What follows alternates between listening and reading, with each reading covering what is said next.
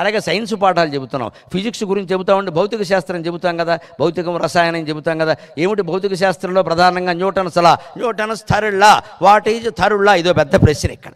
ఏమిటా third law అంటే, for every reaction there is an equal and immediate reaction. అంటే ప్రతి చర్యకి వెంటనే ప్రతిచర్య ఉంటుంది, ప్రతిక్రియకి ప్రతిక్రియ ఉంటుంది. తెలుగులో ఒక్క మాటలో చెప్పొచ్చు, for every reaction there is an equal and immediate reaction అనక్కల. ప్రతిక్రియకి ప్రతిక్రియ ఉంటుంది. తెలుగు ఎంత గొప్ప భాష చూడండి, రెండే మాటలు. ప్రతిక్రియకి ప్రతిక్రియ ఉంటుంది. ప్రతిక్రియ అంటే రెవెంజ్.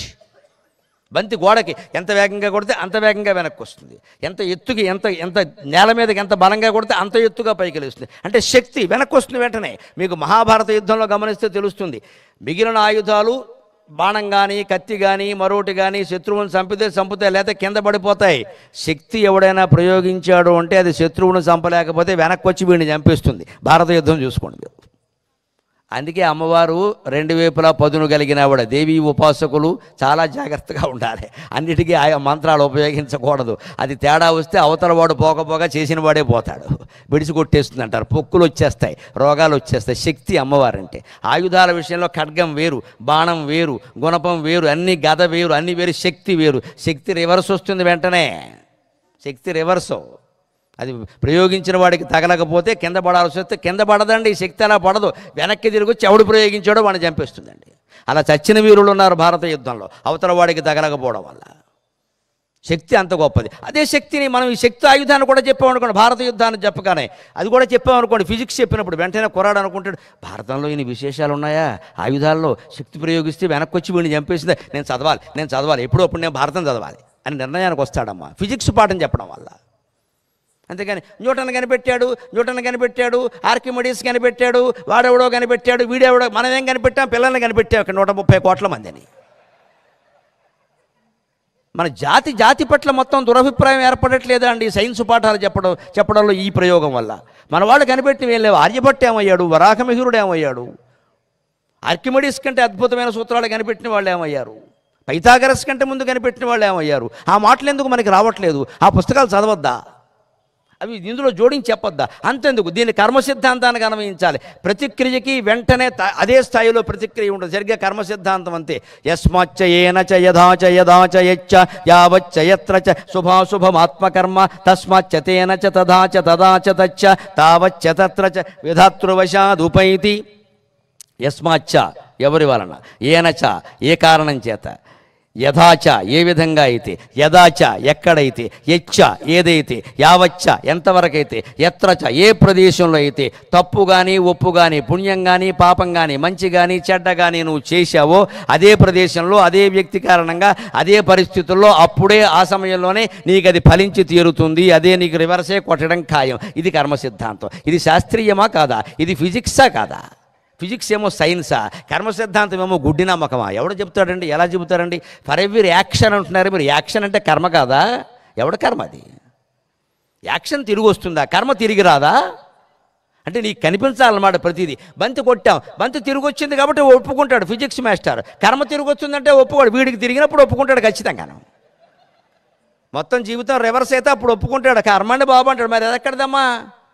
బంతి వచ్చినట్టే అది వచ్చింది, అన్నీ కనిపించి రావాలా? మనకు వచ్చి చెప్తే వింటామండి. ప్రత్యక్ష ప్రమాణం అది అర్థం లేనమాట. ప్రత్యక్షం ఎప్పుడూ ప్రమాణం కాదు. ఎందుకంటే కళ్ళు ప్రత్యక్షంగా చూసేది ఏమిటి? కళ్ళు అండి.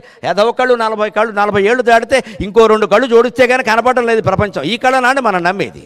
ఈ కళ్ళజోడు కూడా సరిగ్గా ఏడాదికోసారి మార్చుకోవాలి. కళ్ళనే నమ్మడానికి లేదు, కళ్ళజోడుని నమ్మడానికి. ప్రత్యక్ష ప్రమాణం ఏమిటండి?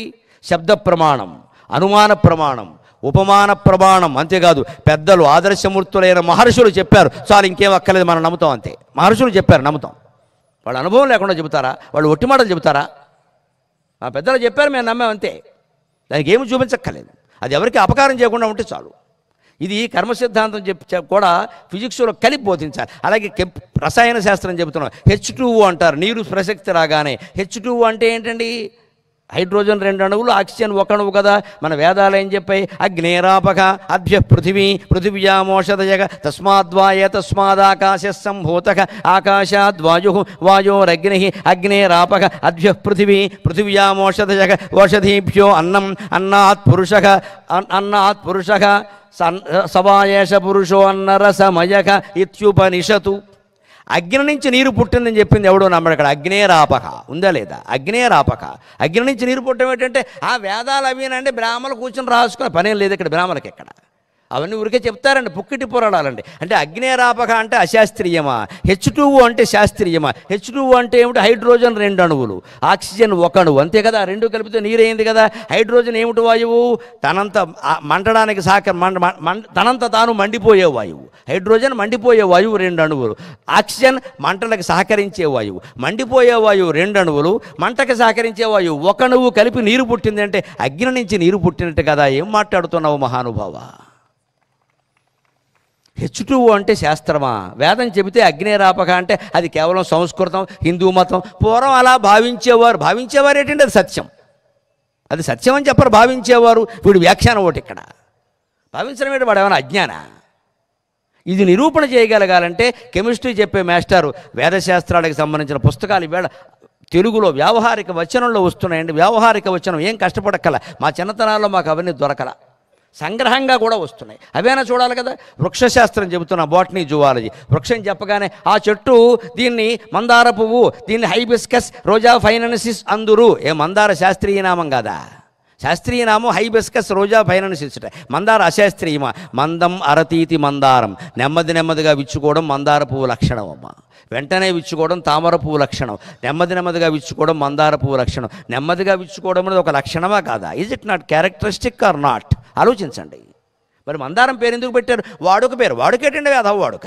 అది శాస్త్రీయం. అది బాబు ఇంగ్లీషులో శాస్త్రీయ నామం ఇది, తెలుగులో శాస్త్రీయ నామం ఇది అని చెప్పండి. అంతేకాని వాడుక పేరు, గుడ్డి నమ్మకం అదేం మాట్లాడండి. అది అలా చెప్పినంతకాలం పిల్లలు ఎప్పుడు బాగుపడరు. పైగా ఏ వృక్షం గురించి చెప్పగానే ఈ వృక్షం కాండం ఇట్లుండను, చెట్టు ఇట్లుండను, కొమ్మలు ఇట్లుండను, రెమ్మలు ఇట్లుండను, దీని ఆకులు ముందు లేత ఎరుపు రంగులో ఉండి తర్వాత ఆకుపచ్చగా మారి తర్వాత నల్లగా మారును, ఇంతే చరిత్ర, ఇంకేం లేదా?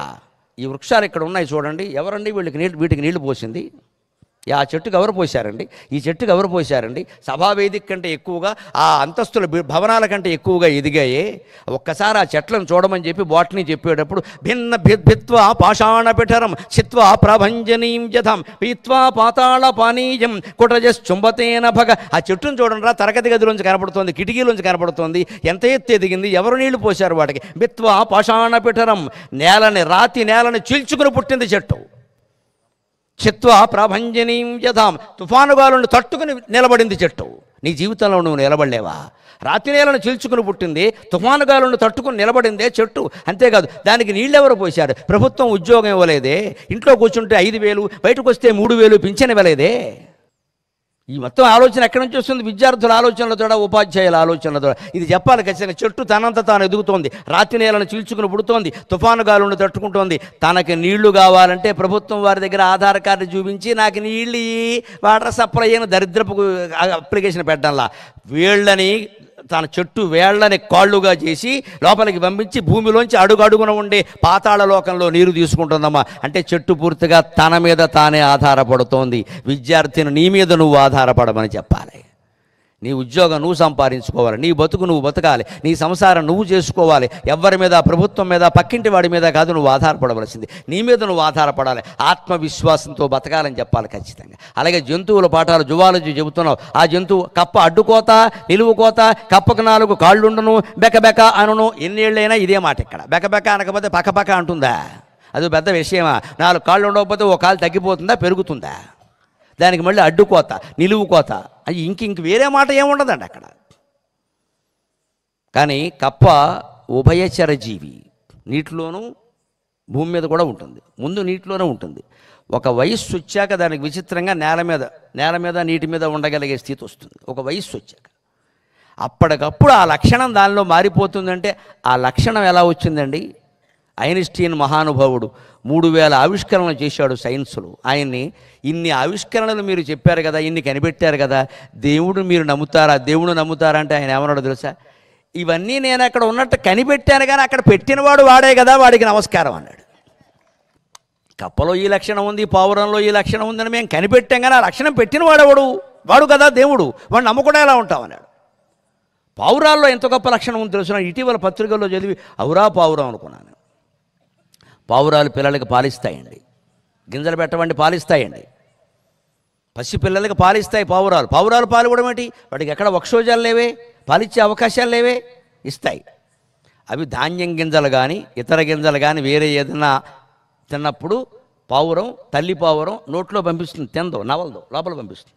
దాని గొంతు దగ్గర ఓ సంచి పెట్టాడు భగవంతుడు సహజంగా. ఆ సంచిలోకి వెళ్ళిపోతాయి ఇవన్నీ, స్టోరేజ్ నిలవ. వెంటనే అక్కడ ఒక రకమైన పాలు స్రవించి ఈ ధాన్యం గింజలు ఇతర గింజలు తిన్నవన్నీ పాలుగా మారుతాయి. ఆ పాలు మళ్ళీ ముక్కులోకి తెచ్చి పసిపిల్లకి అందిస్తుంది. 15 రోజుల పాటు ఖచ్చితంగా పావురం పాలతోనే పెంచుతుంది. పావురం ఏ ప్రభుత్వాన్ని పెంచనిమ్మని అడగలేదు. పావురం ఏ ఆంధ్రా బ్యాంకు వాళ్ళని లోన్ అడగలేదు. పావురం నా పిల్లలకి పెళ్లి చేయమని అడగలేదు. ఓ పెళ్లి దెబ్బతింటే మళ్ళీ చేయమని అడగలేదు. పావురం మనకి మళ్ళీ దిక్కుమాలింది కాదు. ఏదో మానవ జన్మ శ్రేష్టం అంటారు కానీ నాకు ఎప్పటికీ అనుమానమే. అన్నింటిలోకి దిక్కుమాలిన జన్మ ఏదంటే మానవ జన్మే. జంతువులు పక్షులు వాటి మీద ఆధారపడి బతుకుతున్నాయి, మనం ఆ ఇతరుల మీద ఆధారపడి బతుకుతున్నాం. ఈ విషయాలు పిల్లలకి పౌరుషం కలిగేలా అందించాలండి, పౌరుషం కలిగేలా అందించాలి. అందుకోసం నమస్కారం పెట్టి నేను ఇంతసేపు మాట్లాడుతున్నానమ్మా. నమస్కారం పెట్టి నిజంగా వాస్తవం చెప్పాలంటే 7 గంటలకు మనం బయలుదేరాలని చెప్పాను. ఇంటి దగ్గర నా భార్య ఒక్కతి ఉంది, అనారోగ్యంతో ఉంది. నిజానికి 10ంటికి నేను ఇంటికి వస్తానని వాగ్దానం చేసి ఇక్కడికి వచ్చా. కానీ ఇప్పుడు బయలుదేరేసరికి 9 దాటుతుంది ఖచ్చితంగా. 12 దాటే వరకు నేను వెళ్ళలేను. నేను ఎందుకంటే నా అర్ధాంగికి నేను ఇచ్చినటువంటి మాట కంటే కూడా ఇంతమంది ఉపాధ్యాయులు నా కోసం వచ్చి ఉన్నారు. ఈ వ్యవస్థ బాగుపడాలనే ఉద్దేశంతో ఉన్నాను నేను ఇక్కడ. మేము అనుకున్న సమయం వేరు జరుగుతున్నది, పరిస్థితులు దానికి ఏం చేస్తాం. ఎవరూ కారణం కాదు, అందరూ కారణమే. అంతే, ఎవరూ కారణం కాదు, అందరూ కారణమే. అలాగే ఉంటాయి. కానీ అసలు లక్ష్యం నెరవేరాలా వద్దా? ఏదో ఆలస్యమైందని నేను మానేస్తే అసలు లక్ష్యం దెబ్బతింటుంది. అంచేది బాగానే ఉంది. దానికి అది వ్యక్తిగతమైన విషయం. ఏదో ఇంటికి వెళ్ళి తలుపు వేసి కాళ్ళెట్టుకుంటే అది వేరే విషయం. దానికి అక్కడతో అయిపోతుంది. అక్కడ అలకమానవే చిలుకల కొలికి అని. ఇప్పుడు ఇక్కడే ఏమవుతుంది, ఎంతమంది వచ్చాక నేను మాట్లాడలేని వెళ్ళిపోతానంటే అది కుదరదు కదా. అది ప్రయోజనం ఎందుకు? ఈ తాపత్రయం అంతా దేనికోసం అంటే వేరే ఏదేదో దేనికోసం కాదండి. దయచేసి అర్థం చేసుకోండి. పాఠాలు చెప్పే వ్యవస్థ మారాలి. మనకి ఇవాళ మీకు తెలుసు, నేను ఇందాకంటే మీరే ఒప్పుకున్నారు, గొర్రె తోకలు కాదు మన జీవితాలు, గుర్రం తోకలే. ఇవాళ సింహాల్లో ఉండగలం మనం హాయిగా. లక్షల రూపాయల జీతాలు ఉన్నాయి. కొత్తగా ప్రవేశించినా కూడా 20-25 వేల రూపాయలు తక్కువ లేదండి ఏ రకంగా. మరి ఇంకెందుకు లోటు చేయాలి? మన పని మనం చేస్తే చాలంతే సక్రమంగా. అలాగా ఏంది ఇక లెక్కల గురించి కూడా ఒక్క మాట చెప్పి నేను సెలవు తీసుకుంటా. సైన్సు అన్నీ అవుతున్నాయి కదా, సోషల్ లెక్కల్లోనండి కేవలం లెక్కలు గుణకారాలు తీసివేతలు నేర్పడం గొప్ప కాదు. అందులో నైతికమైన విలువలు ఉన్నాయి. మీరు భిన్నం అని దేన్ని అంటారు? క్రమభిన్నం, అపక్రమ భిన్నం, మిశ్రమ భిన్నం 3 ఉన్నాయండి. తెలుగు మాధ్యమంలో మడుతున్నాయి, నాకు వచ్చింది అదే, ఇంగ్లీషులో నాకు తెలియదు. క్రమభిన్నం, అపక్రమ భిన్నం, మిశ్రమ భిన్నం. ఏది క్రమభిన్నం అండి? 1/4 వేస్తే క్రమభిన్నం. లవం తక్కువ హారం ఎక్కువ ఉండాలి, అది క్రమభిన్నం. అపక్రమ భిన్నం ఏది? 4/1, అంతే కదా. అంటే ఏం నేర్పచ్చు పిల్లాడికి? రే, ఒకరికి ఉన్నదాన్ని నలుగురు పంచుకోవడం క్రమం రా, నలుగురిది ఒకడు మింగేయడం అపక్రమం రా.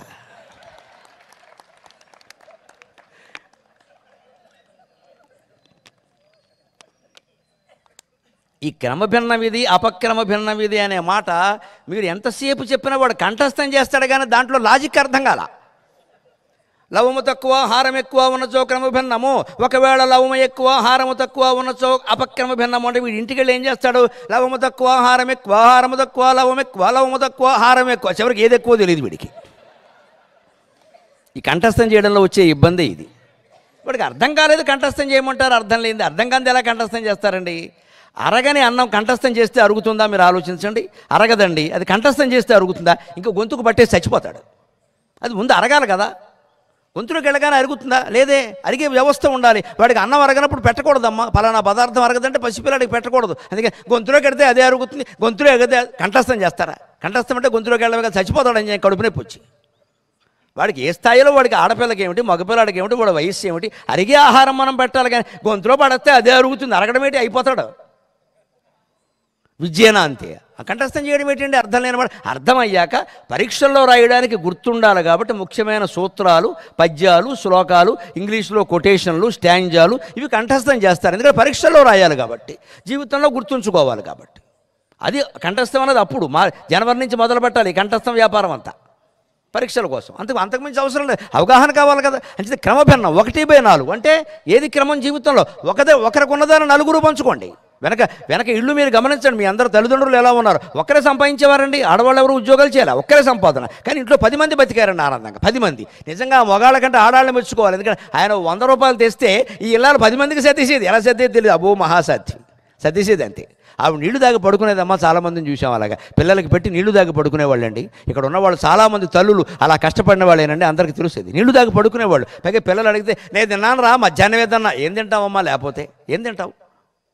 అటువంటి తల్లుల్ని వాళ్ళ పిల్లలు అలా చూశారు. ఇవాళ తల్లులు తండ్రులు రకరకాల ఎవరి స్వార్థాలు వారు చూసుకుంటుంటే పిల్లలు ఎలా మారిపోతున్నారు ఆలోచించండి. అంటే క్రమభిన్నము అంటే ఒకరికున్నది నలుగురు పంచుకోవడం, అపక్రమ భిన్నం అంటే నలుగురిది ఒకరిని నొక్కేయడం. ఇక మిశ్రమ భిన్నానికి చెప్పక్కర్లా, ఇంకా అర్థం లేని వ్యవహారం ఇది. ఇప్పుడు ఈ మాట, ఈ చలోక్తి మీరు చెప్పడం ద్వారా క్రమం అంటే ఇదా? జీవితంలో కూడా క్రమబద్ధమైంది, లెక్కల్లో కాదు, జీవితంలో కూడా క్రమం అంటే ఒకరిది నలుగురు పంచుకోవాలి. నాకున్న సొమ్ము నాకు అక్కర్లేనప్పుడు నాకు అవసరం తీరాక నలుగురికి పంచాలి, అర్థమైపోయింది. అలాగే సాంఘిక శాస్త్రం, చరిత్ర చెబుతున్నాం. చివరిగా ఒక్క విషయం చెప్పుకొని 2 నిమిషాల్లో మనం సెలవు తీసుకుందాం. చరిత్ర చెబుతున్నాం. చరిత్ర అంటే ఒక్క మాట గుర్తుపెట్టుకోవాలండి, ఇంగ్లీష్ వాడు చరిత్రకి పెట్టింది చాలా మామూలు పేరు, హిస్టరీ. ఎలా వచ్చింది అనుకుంటున్నారు? హిజ్ స్టోరీ, అంతకంటే వాడి కథ. వాడి కథ ఒక ఎస్ లోపిస్తే హిస్టరీ అయింది. ఇక్కడ ఎవడి కథ? అదే మనం తెలుగులో కానీ సంస్కృతంలో కానీ పెట్టిన పేరు చరిత్ర. తెలుగులో మనం చరిత్ర అంటే హిస్టరీ అంటాం, సంస్కృతంలో చరిత్ర అంటే ప్రవర్తన, క్యారెక్టర్. చరిత్ర నేర్పడం అంటే పిల్లల ప్రవర్తనని సరిచేయడం. సాంఘిక ఉపాధ్యాయులకి నమస్కారం పెట్టి కోరుతున్నా, చరిత్ర ద్వారా పిల్లల చరిత్ర మార్చండి. సచ్చరిత్ర అంటారు, మీరు గమనించండి. మంచి ప్రవర్తన కలిగిన వాడు సచ్చరిత్రుడు. సచ్చరిత్ర అంటే గొప్ప హిస్టరీ కాదు, గుడ్ క్యారెక్టర్. సచ్చరిత్రం అంటే గుడ్ క్యారెక్టర్. ఎందుకని హిస్టరీ కాదు ఇక్కడ. వీడి కథ ఎవరికి కావాలి? బోడి కాదు. వీడి తాత ఎవరు, తండ్రి ఎవరు, ఎవరికి కావాలి ఇదంతా?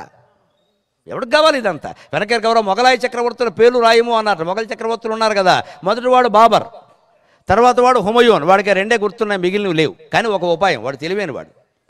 బాబర్ కొడుకు మొదటివాడు బాబర్, బాబర్ కొడుకు హుమయూన్, హుమయూన్ కొడుకు రెండవ బాబర్, రెండవ బాబర్ కొడుకు రెండవ హుమయూన్, రెండవ హుమయూన్ కొడుకు మూడవ బాబర్, మూడవ బాబర్ కొడుకు మూడవ హుమయూన్. ఇలా మొత్తం పేజీ అంతా రాశారు. మాస్టర్ చూసి వాడిని పిలిచి, ఏమిట్రా ఇదంటే, మా ఇంట్లో మా తాత పేరు నాకు పెట్టారండి, నా పేరు మా మనవడికి పెడతాం కదండి అన్నాడు. మరి ముస్లింల్లో ఈ ఆచారం ఉంటుందో లేదో వాడికి తెలియదు, చెప్పి